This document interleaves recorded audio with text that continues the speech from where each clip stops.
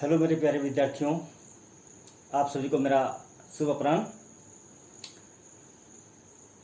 इसके पूर्व वीडियो में हमने संज्ञा के जो 4 भेद हैं, व्यक्तिवाचक संज्ञा, जातिवाचक संज्ञा, भाववाचक संज्ञा और समूहवाचक संज्ञा, इन 4 संज्ञाओं के बारे में हमने आलोचना की थी।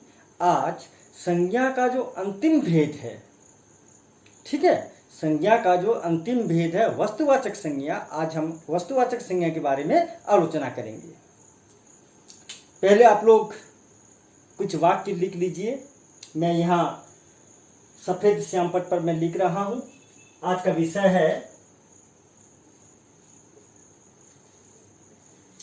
विषय है वस्तुवाचक संज्ञा।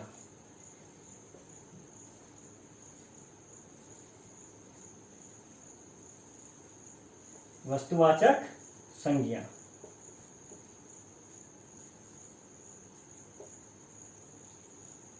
ठीक है। यहां मैं नीचे 5 वाक्य लिख रहा हूं, आप लोग भी अपनी अपनी गृह कार्य कॉपी में लिख लीजिए। नंबर 1,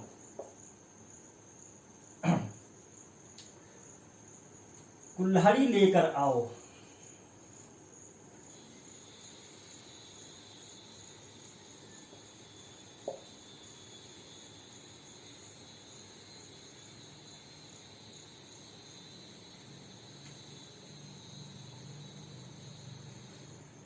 कुल्हाड़ी लेकर आओ।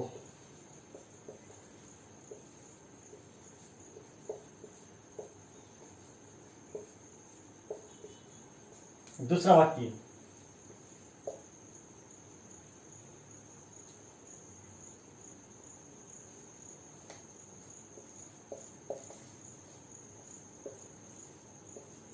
गर्मी लग रही है, धोकनी लाओ।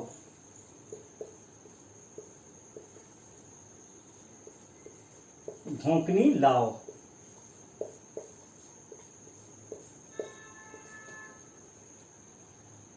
तीसरा वाक्य,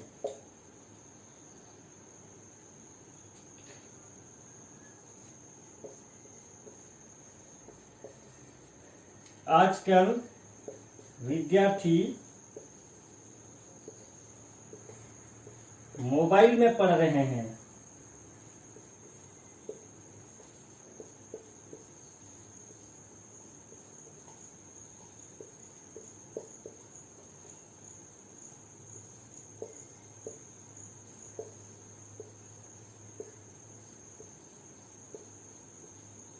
आजकल विद्यार्थी मोबाइल में पढ़ रहे हैं।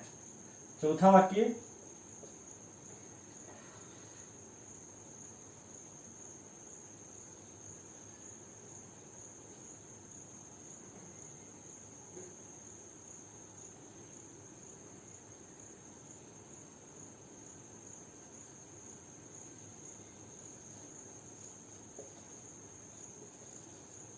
आपका कलम कहाँ है? आपका कलम कहाँ है? अंतिम वाक्य,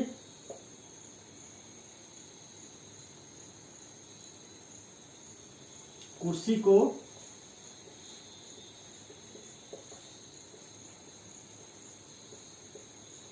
उस कोने में रख दो। कुर्सी को उस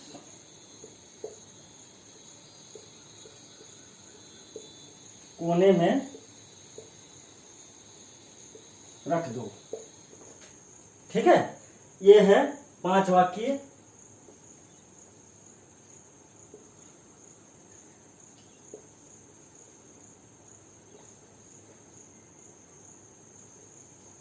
पहला वाक्य क्या है? कुल्हाड़ी लेकर आओ। दूसरा वाक्य क्या है? गर्मी लग रही है, देखिए पसीना छूटा है मेरा, हाँ कि नहीं, गर्मी लग रही है, धोकनी लाओ। तीसरा वाक्य क्या है? आजकल विद्यार्थी मोबाइल में पढ़ रहे हैं। आप लोग भी पढ़ रहे हैं, अभी लॉकडाउन चल रहा है और इसी के चलते स्कूल बंद है, कॉलेज बंद है, हाँ कि नहीं। विद्यार्थियों को स्कूल में पढ़ने की अनुमति नहीं मिल रही है, इसलिए अध्यापक क्या कर रहे हैं, विद्यार्थियों को ऑनलाइन पढ़ा रहे हैं। मैं भी यही काम कर रहा हूँ, हाँ कि नहीं। वीडियो बना के या फिर व्हाट्सएप में आजकल विद्यार्थियों को ऑनलाइन में पढ़ाया जा रहा है। मोबाइल में विद्यार्थी आजकल ऑनलाइन में पढ़ रहे हैं। चौथा वाक्य क्या है? आपका कलम कहाँ है? आपका कलम कहाँ है? और अंतिम वाक्य क्या है? कुर्सी को उस कोने में रख दो। कुर्सी को उस कोने में रख दो। तो मेरे प्यारे विद्यार्थियों, आप लोग देख सकते हैं मेरे ये जो 5 वाक्य लिखे हैं, 5 वाक्यों में एक एक शब्द ऐसे हैं जिनके नीचे मैंने रेखांकित किया है, हाँ कि नहीं। पहला वाक्य कुल्हाड़ी लेकर आओ, कुल्हाड़ी के नीचे मैंने रेखांकित किया। दूसरा वाक्य गर्मी लग रही है, धोकनी लाओ, धोकनी के नीचे मैंने रेखांकित किया। तीसरा वाक्य आजकल विद्यार्थी मोबाइल में पढ़ रहे हैं, मोबाइल के नीचे मैंने रेखांकित किया। चौथा वाक्य आपका कलम कहाँ है, कलम के नीचे मैंने रेखांकित किया। और अंतिम वाक्य कुर्सी को उस कोने में रख दो, कुर्सी को मैंने रेखांकित किया। ठीक है, अब इन चीजों को हम जानेंगे क्या है ये चीजें।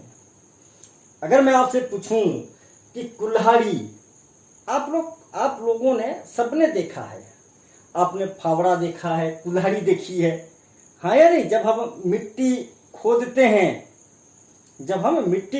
हैं फावड़ा, कुल्हाड़ी। जब हम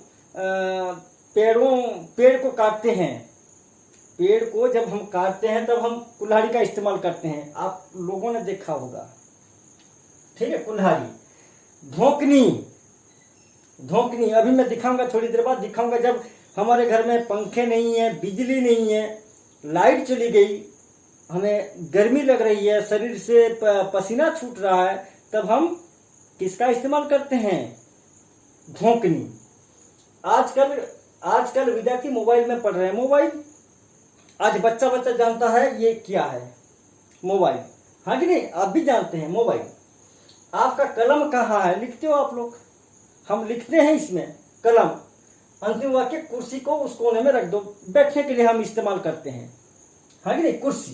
तो ये जो कुल्हाड़ी, धोकनी, मोबाइल, कलम, कुर्सी, इन रेखांकित शब्दों से आपका क्या बोध होता है? कुल्हाड़ी कहने से आप क्या समझते हो? धोकनी कहने से आप क्या समझते हो? मोबाइल कहने से आप क्या समझते हो? कलम कहने से आप क्या समझते हो? और कुर्सी कहने से क्या समझते हो? इन तमाम शब्दों को समझने से पहले कुछ चीजें मैं अभी आप लोगों को दिखाऊंगा। ठीक है, देखते रहिए।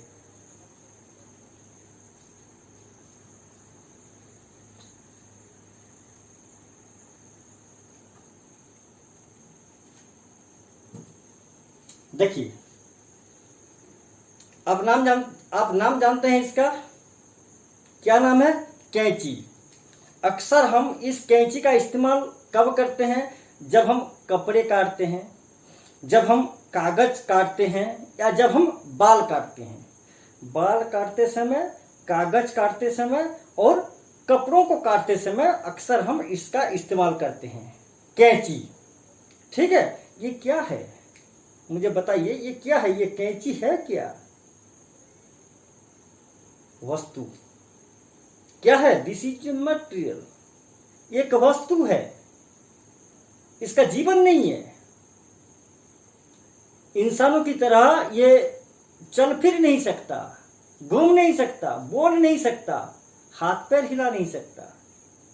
ये एक निर्जीव प्राणी है, एक वस्तु है। इसको हम जहां ले जाएंगे ये वहां जाएगा। अभी ये है यहां, इस हाथ में मैंने दे दिया, ठीक है। ये मूव नहीं कर सकता, चल नहीं सकता, ये एक निर्जीव प्राणी है, एक वस्तु है कैंची। और दिखाता हूं, ये क्या है? झाड़न। आपके अध्यापक जब आपको कक्षा में पढ़ाते हैं, हाँ कि नहीं, कक्षा में जब पढ़ाते हैं तो वहां पे श्यामपट्ट होता है। अध्यापक जो भी लिखते हैं सफेद चक में, उसको फिर मिटाते हैं कि नहीं? मिटाने का काम करता है झाड़न। इसका भी जीवन नहीं है, निर्जीव प्राणी है। ये भी वस्तु।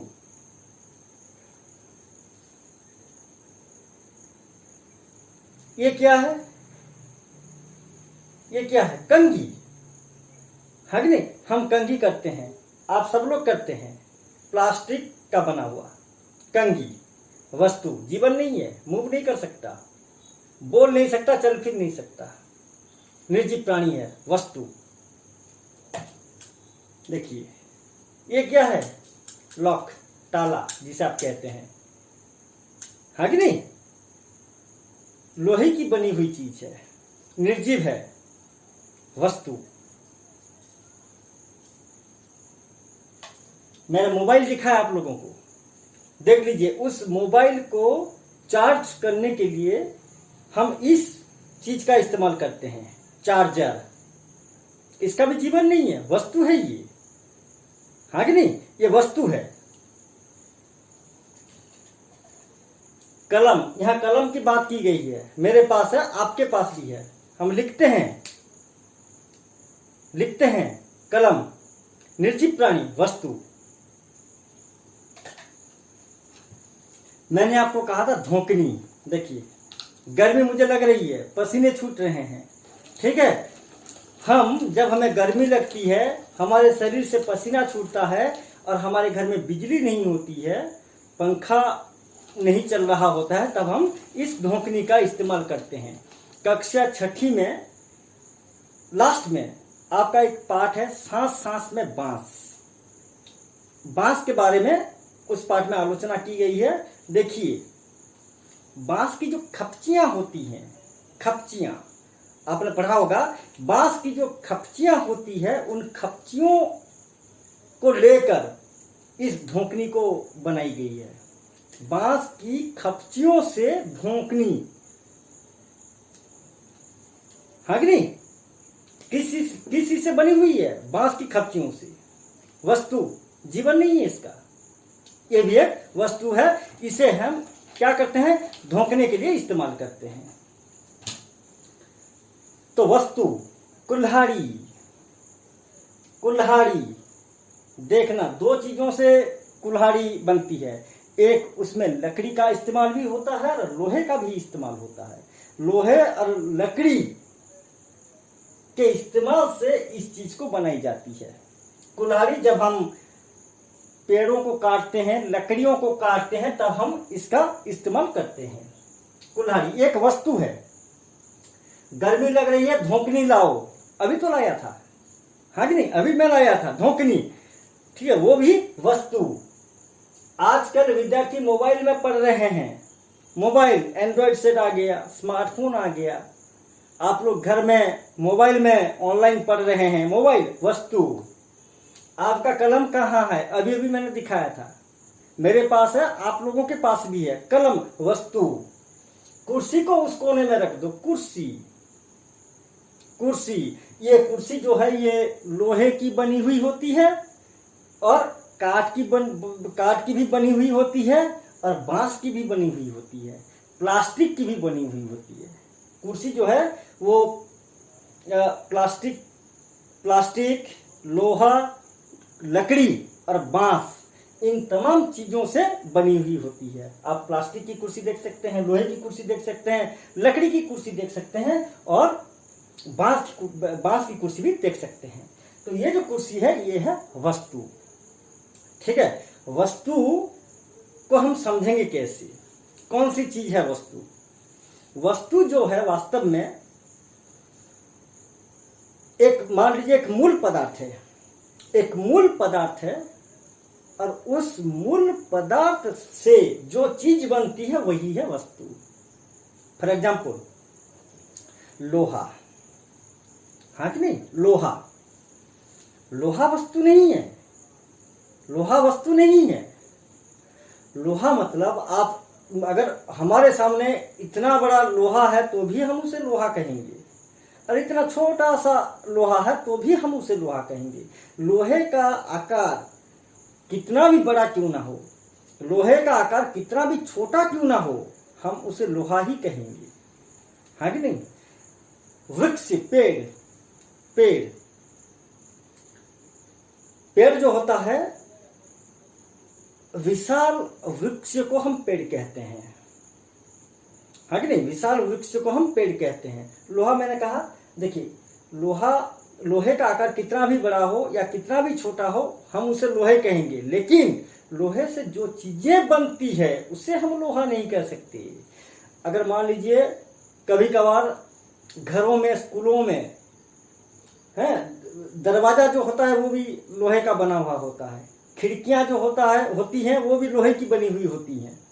तो ये दरवाजे, खिड़कियां, अच्छा मैंने ये दिखाया ताला, ये तो लोहे की है, हाँ कि नहीं, इसे हम लोहा कहेंगे नहीं, लोहे से बनी हुई चीज है, इसका नाम अलग आ जाएगा।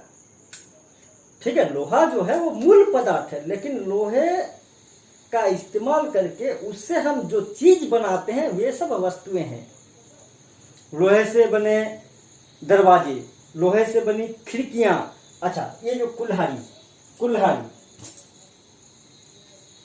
हाँ कि नहीं, कुल्हाड़ी लोहे का बना हुआ होता है, लोहे की बनी हुई होती है। तो ये जो कुल्हाड़ी है, दरवाजे, खिड़कियां, कुर्सियां, अभी अभी मैंने ताला दिखाया, ये सब लोहे से बनी हुई चीजें हैं, वस्तु हैं, हाँ कि नहीं। देखिए प्लास्टिक अगर एक बहुत बड़ा पीस है आपके सामने, प्लास्टिक का एक बहुत बड़ा अंश है, उस बड़े अंश को भी हम कहते हैं प्लास्टिक, और छोटे से अंश को भी हम कहते हैं प्लास्टिक। लेकिन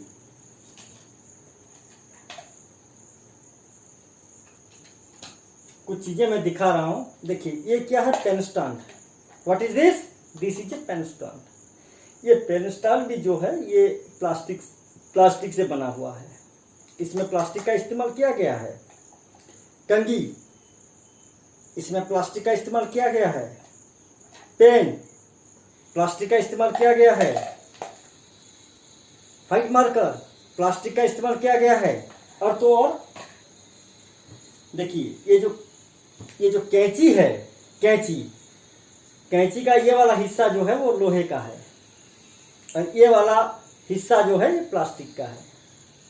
ठीक है, अगर प्लास्टिक का बड़ा सा अंश हमारे सामने है तो वो प्लास्टिक है, अगर छोटा सा अंश है तो प्लास्टिक है। लेकिन प्लास्टिक से अगर कोई चीज बनती है तो उसको हम एक नाम दे देते हैं, और प्लास्टिक से बनी हुई चीज ही वास्तव में एक वस्तु है। अब बात करते हैं लकड़ी। मैंने पेड़ का नाम लिया था, हाँ कि नहीं। एक बड़े वृक्ष को हम वृक्ष कहते हैं, एक पेड़ को, बहुत बड़े पेड़ को हम पेड़ कहते हैं। ठीक है, तो ये कुर्सी को हम पेड़ क्यों नहीं कहते? हमारे घर में जो लकड़ी के दरवाजे होते हैं, लकड़ी की खिड़कियां होती हैं, उन्हें हम पेड़ क्यों नहीं कहते? पेड़ से बहुत सारी चीजें, मेज, कुर्सियां, टेबल, ये सब पेड़ से बनी हुई चीजें हैं। हम टेबल को तो कभी क्या कहते हैं, पेड़ नहीं कहा। घर में जो दरवाजे हैं, लकड़ी के बने हुए दरवाजे हैं, उन्हें तो हमने पेड़ नहीं कहा। लकड़ी की जो खिड़कियां बनी हुई है, हमने उसे तो कभी पेड़ नहीं कहा।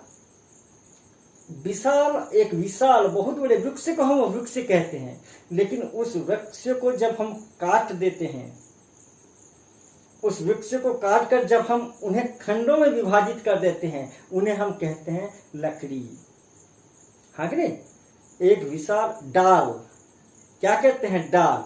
उस वृक्ष के शाखा प्रशाखाओं को जब हम काट कर उस वृक्ष से अलग कर देते हैं, तब वह वृक्ष नहीं कहलाता। जिस अंश को हमने अलग किया वह लकड़ी कहलाती है। वृक्ष टोटल एक संपूर्ण अंश को हम वृक्ष कहते हैं। लेकिन अगर हमने उस वृक्ष को काट डाला और विभिन्न खंडों में, हिस्सों में विभाजित कर दिया, तो हर एक हिस्सा लकड़ी बन गई, और उस लकड़ी से हम टेबल, मेज, कुर्सियां, दरवाजे, खिड़कियां, हाँ कि नहीं, और भी बहुत सारी चीजें हम बनाते हैं। आपने देखिए बांस का पेड़, संपूर्ण बांस का पेड़, उसे हम बांस का पेड़ कहेंगे। लेकिन बांस को काट कर उसको छोटे छोटे हिस्सों में विभाजित करके उसकी खपचियों से अगर हम धोकनी बनवाएंगे, टोकरियां बनवाएंगे, तो उसे हम बांस कहेंगे? नहीं। जब लकड़ी से या बांस से चीज बन जाती है, वे सारी चीजें वस्तु कहलाती हैं। ठीक है, यह है वस्तु। इन्हें हम देख सकते हैं, छू सकते हैं, लेकिन ये इंसानों की तरह जानदार चीज नहीं है, निर्जीव प्राणी है। ठीक है, तो यह है वस्तु, यानी एक संज्ञा शब्द है। जिस प्रकार जातिवाचक संज्ञा, व्यक्तिवाचक संज्ञा, भाववाचक संज्ञा, समूहवाचक संज्ञा, उसी प्रकार ये जो कुल्हाड़ी, धोकनी, मोबाइल, कलम, कुर्सी, ये सब एक एक वस्तुवाचक शब्द हैं, वस्तुवाचक संज्ञा हैं। और क्या क्या है? सामग्रियां। सामग्री आप जानते हैं, मेटेरियल्स, मेटेरियल्स, भोजन बनाने की सामग्रियां, हाँ कि नहीं? भोजन बनाने की सामग्रियां, जैसे चावल है, गेहूं, ये सब क्या है? भोजन बनाने की एक एक सामग्रियां हैं। चावल, गेहूं, ये सब भोजन बनाने की सामग्रियां। हाँ कि ऊन आप लोगों ने देखा होगा। ऊन, गर्मी के मौसम में उलन ड्रेस हम पहनते हैं। ऊन, अक्सर औरतें क्या करती हैं? ऊन से कपड़े बुनने का काम करती हैं। कपड़े बुनने की सामग्री ऊन, वस्तुवाचक संज्ञा। गेहूं, चावल, भोजन बनाने की सामग्री, वस्तुवाचक संज्ञा। ठीक है, और एक है आभूषण, ऑर्नामेंट, जिसे आप अंग्रेजी में ज्वेलरी भी कहते हैं।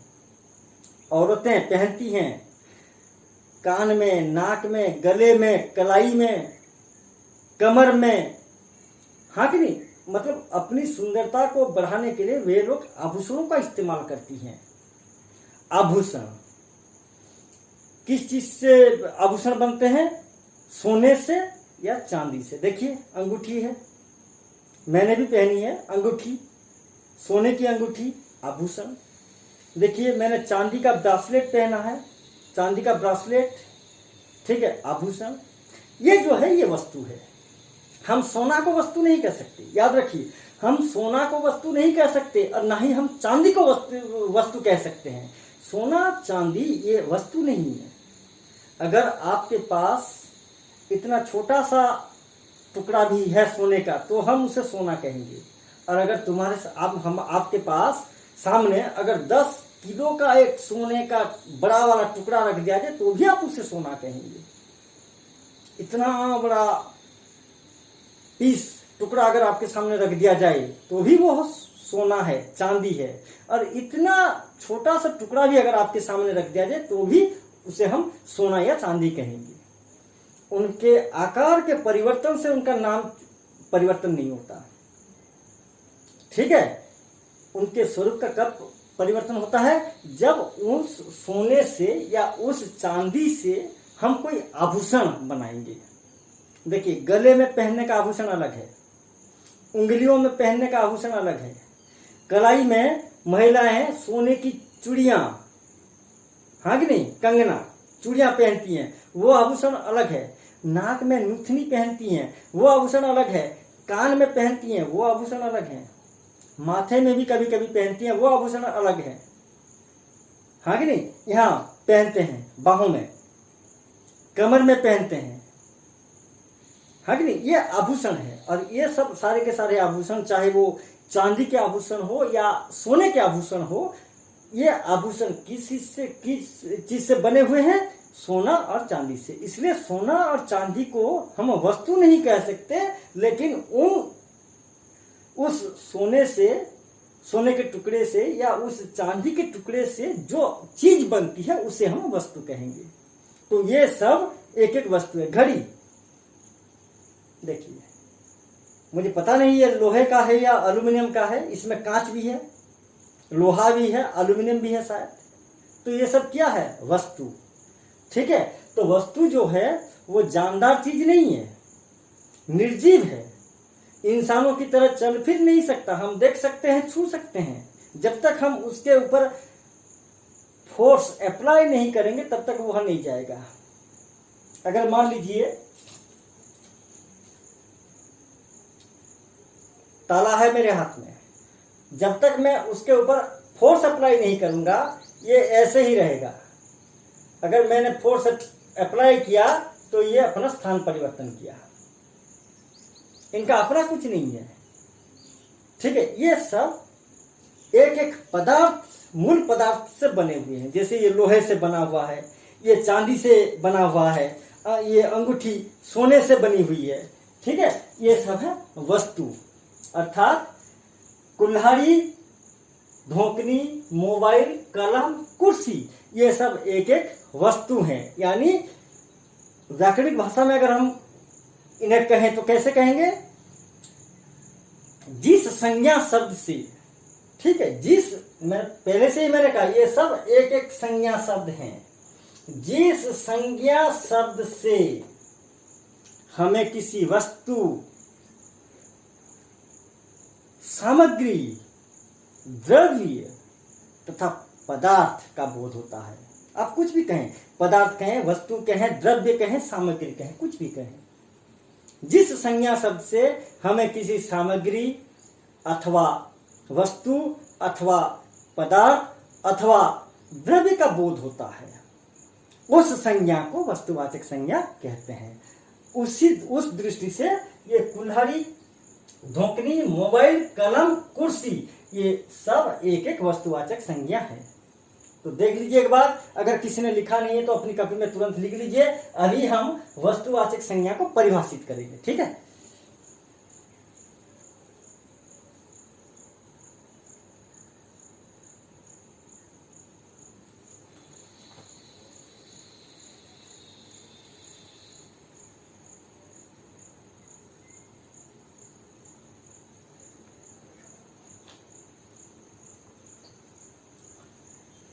तो ये था वस्तुवाचक संज्ञा के 5 उदाहरण। अब इन उदाहरणों को लेकर हम नियम निकालेंगे और वस्तुवाचक संज्ञा को हम परिभाषित करेंगे। मैं अब मिटा देता हूं। अब वस्तुवाचक संज्ञा की हम परिभाषा लिखेंगे।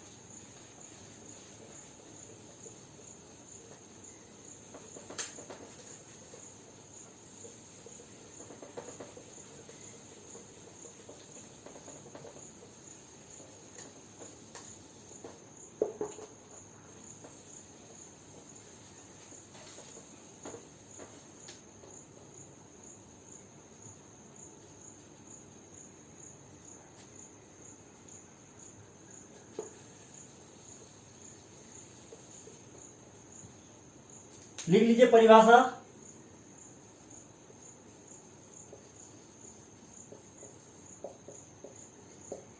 वस्तुवाचक संज्ञा की परिभाषा, जैसे कि मैंने बताया, जिस संज्ञा शब्द से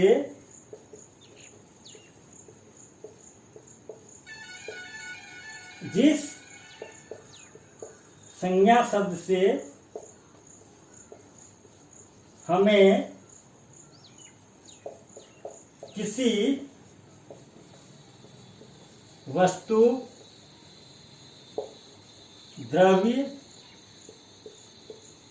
तथा सामग्री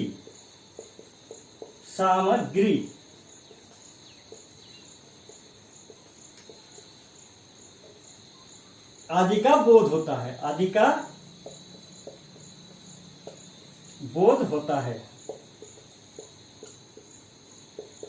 ठीक है, जिस संज्ञा शब्द से हमें किसी वस्तु, द्रव्य तथा सामग्री आदि का बोध होता है, उस संज्ञा को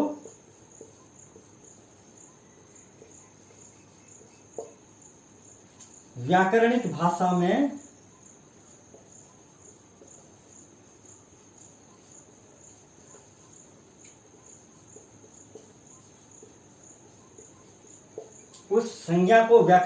में वस्तुवाचक संज्ञा कहते हैं।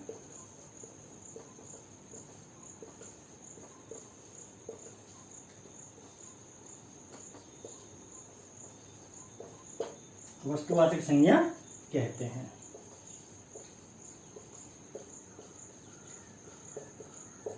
ठीक है, और एक बार देख लीजिए परिभाषा, वस्तुवाचक संज्ञा की परिभाषा। कैसे हम वस्तुवाचक संज्ञा को परिभाषित करेंगे?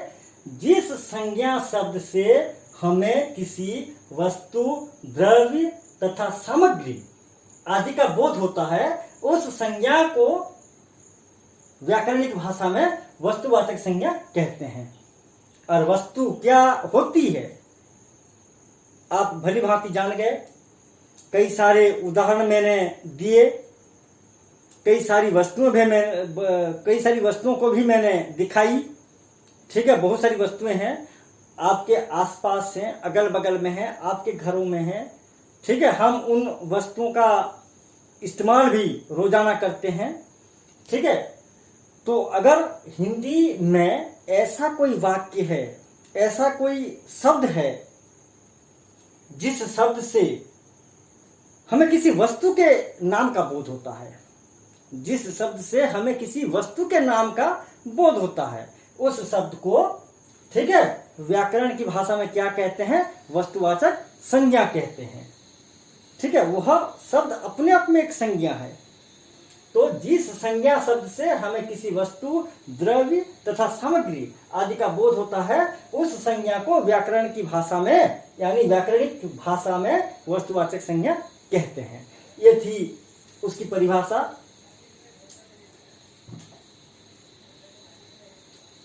एक बार देख लीजिए, लिख लीजिए। अगर किसी ने लिखा नहीं है तो लिख लीजिए। वस्तुवाचक संज्ञा की परिभाषा, जिस संज्ञा शब्द से हमें किसी वस्तु, द्रव्य तथा सामग्री आदि का बोध होता है, उस संज्ञा को व्याकरणिक भाषा में वस्तुवाचक संज्ञा कहते हैं।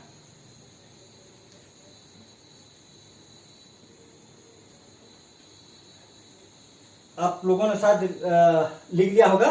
अब मैं मिटा देता हूं। अब मैं एक छोटी सी जानकारी आप लोगों को दूंगा जो आपके लिए बहुत महत्वपूर्ण है।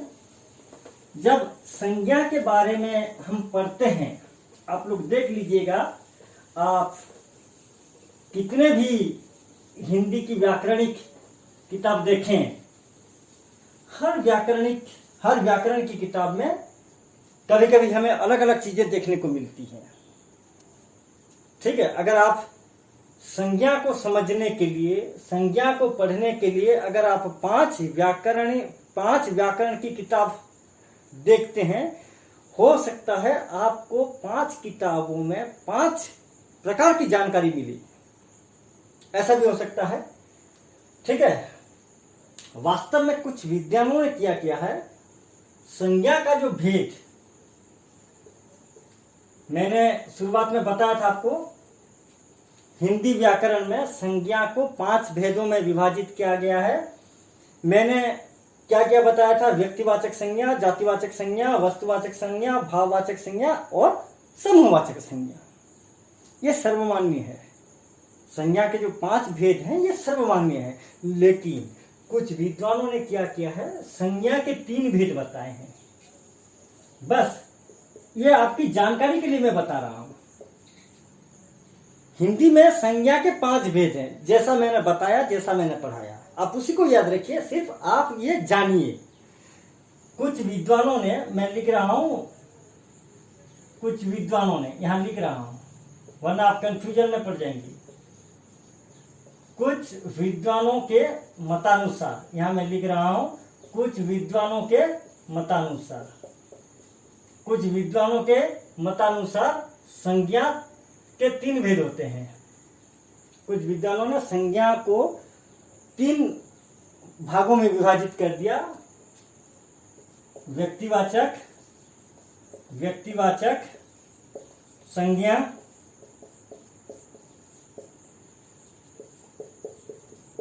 जातिवाचक संज्ञा और तीसरा है भाववाचक संज्ञा। भाववाचक संज्ञा।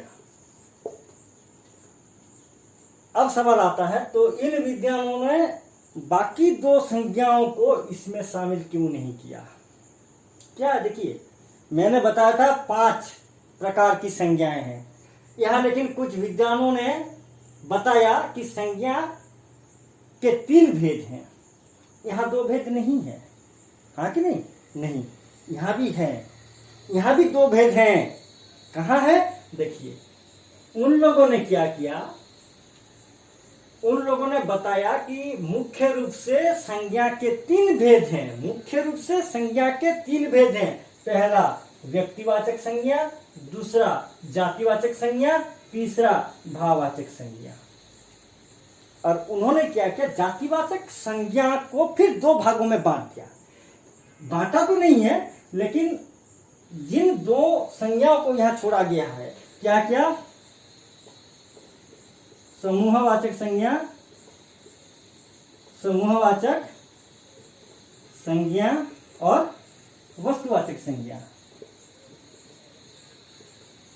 और वस्तुवाचक संज्ञा।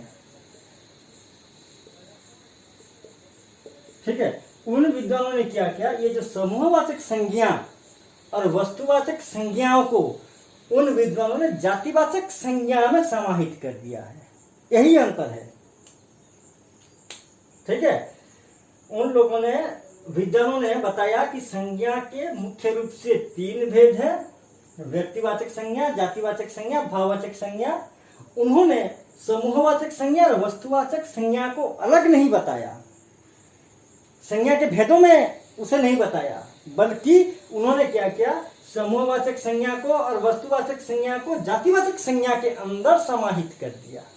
यानी ये जो समूहवाचक संज्ञा है, ये जातिवाचक संज्ञा के अंतर्गत आती है, और ये जो वस्तुवाचक संज्ञा है, इसे भी उन्होंने बताया कि ये जातिवाचक संज्ञा के अंतर्गत आती है। यानी दोनों संज्ञाएं, उनके मत अनुसार ये दोनों संज्ञाएं, वस्तुवाचक संज्ञा और समूहवाचक संज्ञा, ये दोनों संज्ञाएं जातिवाचक संज्ञा के अंतर्गत समाहित हैं।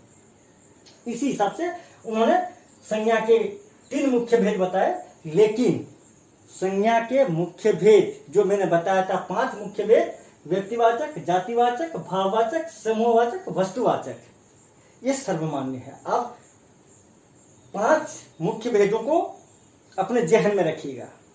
ये सिर्फ आपकी जानकारी के लिए, ताकि आप किसी दूसरी व्याकरण की किताब में अगर ऐसे पढ़ेंगे तो आपके मन में कोई संशय पैदा ना हो, कोई डाउट ना हो। ठीक है, आप आसानी से समझ सके, ये है। लेकिन इन विद्वानों के मतानुसार जो है, आपकी जानकारी के लिए मैंने बताया, लेकिन ये सर्वमान्य नहीं है। सर्वमान्य कौन सा है?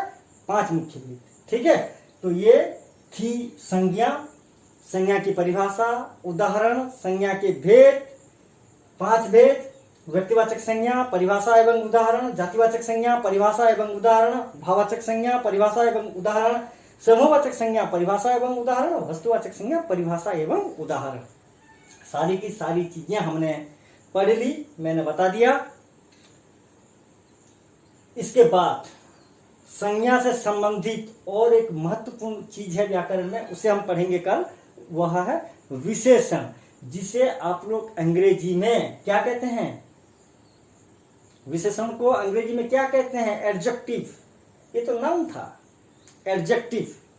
In English it is called adjective. उसी विशेषण के बारे में कल हम पढ़ेंगे। आज के लिए इतना, ठीक है। यूट्यूब में मैं इस वीडियो को मैं छोड़ूंगा। आप वीडियो देखिए, समझने का प्रयास कीजिए। समझ में ना आए तो मुझे नीचे मेरा व्हाट्सएप नंबर होगा, ठीक है, डिस्क्रिप्शन में। उसी व्हाट्सएप नंबर पर आप मुझे अपना डाउट पूछिए, अपनी शंकाओं को पूछिए। ठीक है, धन्यवाद।